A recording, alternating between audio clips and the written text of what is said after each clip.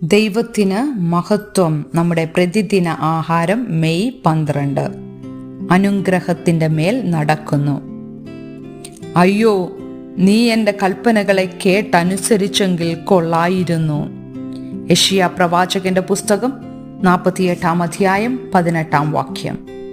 1799 12 വയസ്സുള്ള Conrad read north കരോളിനയിലെ തൻ്റെ കുടുംബത്തിൻ്റെ ചെറിയ കൃഷിയിടത്തിലൂടെ ഒഴുകുന്ന അരുവിയിൽ ഒരു വലിയ തിളങ്ങുന്ന പാറ കണ്ടെത്തി. ഒരു പാവപ്പെട്ട കുടിയേറ്റ കർഷകനായ തൻ്റെ പിതാവിനെ കാണിക്കുവാൻ അവനത് വീട്ടിലേക്ക് കൊണ്ടുപോയി. അവൻ്റെ പിതാവിന് പാറയുടെ വില മനസ്സിലാക്കുവാൻ കഴിഞ്ഞില്ല. അതവർ ഒരു വാതിൽപ്പടിയായി ഉപയോഗിച്ചു. അവരുടെ കുടുംബം വർഷങ്ങളോളം അതിൻ്റെ മീതെ ചവിട്ടി നടന്നു. ഒരിക്കൽ കോൺറാഡിന്റെ പാറ ഒരു പ്രാദേശിക രത്ന വ്യാപാരിയുടെ കണ്ണിൽപ്പെട്ടു. യഥാർത്ഥത്തിൽ അത് 17 പൗണ്ടിന്റെ ഒരു സ്വർണ്ണ കട്ടയായിരുന്നു. താമസിയാതെ റീഡ് കുടുംബം സമ്പന്നരായി. അവരുടെ സ്ഥലം അമേരിക്കയിലെ ആദ്യത്തെ വലിയ സ്വർണ്ണ ഖനിയുടെ സ്ഥലമായി. ചിലപ്പോൾ നാം നമ്മുടെ സ്വന്തം പദ്ധതികളും വഴികളും ചിന്തിച്ചുകൊണ്ട് അനുഗ്രഹത്തിന്റെ മുകളിൽ കൂടെ നാം കടന്നു പോകും. ദൈവത്തോട് അനുസരണക്കേട് കാണിച്ചതിന് ഇസ്രായേലിനെ ബാബിലോൺ പ്രവാസത്തിലേക്ക് അയച്ചതിനു ശേഷം ദൈവം ഒരിക്കൽ കൂടി അവർക്ക് സ്വാതന്ത്ര്യമേകി. അവർ മറന്ന കാര്യങ്ങളെക്കുറിച്ച് ദൈവം അവരെ ഓർമ്മപ്പെടുത്തി. ഞാൻ നിങ്ങളുടെ ദൈവമായ യഹോവയാണ് എന്ന് ദൈവം അവരോട് പറഞ്ഞു.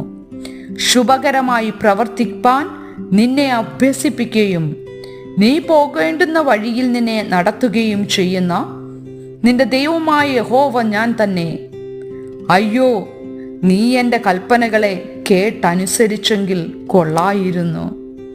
എന്നാൽ നിന്റെ സമാധാനം നദി പോലെയും നിന്റെ നീതി സമുദ്രത്തിലെ തിര പോലെയും ആകുമായിരുന്നു. പഴയ വഴികളിൽ നിന്ന് പിന്മാറി ഒരു പുതിയ ജീവിതത്തിൽ അവനെ പിന്തുടരുവാൻ ദൈവം അവരെ പ്രോത്സാഹിപ്പിച്ചു. ബാബേലിൽ നിന്ന് പുറപ്പെടുവീൻ, ഉത്സാഹഘോഷത്തോടെ കൽദയരെ വിട്ടോടിപ്പോകുവീൻ, ഭൂമിയുടെ അറ്റത്തോളം ഇത് പ്രസിദ്ധമാക്കുവീൻ. ബാബിലോൺ വിട്ടുപോകുക എന്നതുകൊണ്ട് അന്നും ഇന്നും ദൈവം ഉദ്ദേശിക്കുന്നത് നാം പാവ വഴികളെ ഉപേക്ഷിച്ച് അനുസരിക്കുകയും ദൈവത്തെ പിന്തുടരുകയും ചെയ്യുന്നുവെങ്കിൽ നമുക്ക് നല്ലത് ചെയ്യുവാൻ ആഗ്രഹിക്കുന്ന ഒരു ദൈവത്തിലേക്ക് തിരികെ വരിക എന്നാണ്. ചിന്തിക്കുക, നിങ്ങൾ ഇന്ന് അവനോടൊപ്പം നടക്കുമ്പോൾ ദൈവകൃപയുടെ ഏതു വശമാണ് നിങ്ങൾ പ്രതീക്ഷിക്കുന്നത്? മറ്റുള്ളവരെ ദൈവത്തിൻ്റെ സ്നേഹത്തിലേക്ക് സൗമ്യമായി നയിക്കുവാൻ നിങ്ങൾക്ക് ഇന്ന് എന്ത് ചെയ്യുവാൻ കഴിയും? ദൈവത്തിനു മഹത്വം.